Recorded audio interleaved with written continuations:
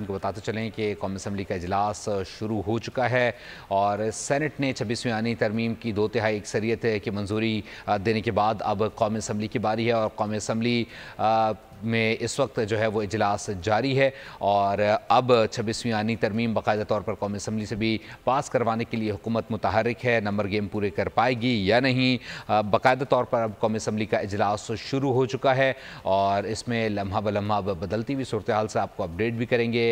क्या क्या हिकमत अमली अपनाई जाती है, क्या हुकूमत अपने नंबर्स पूरे कर पाएगी या नहीं, क्योंकि सेनेट में तो हुकूमत नंबर्स पूरे करने में कामयाब रही है और इस वक्त क्या सिचुएशन रहेगी इससे मुतालिक भी आपको बताएंगे। स्पीकर अयाज सादिक की ज़ेर सदारत कौमी असम्बली का इजलास शुरू हो चुका है और इस वक्त आलिजा में अपडेट कर रहे थे।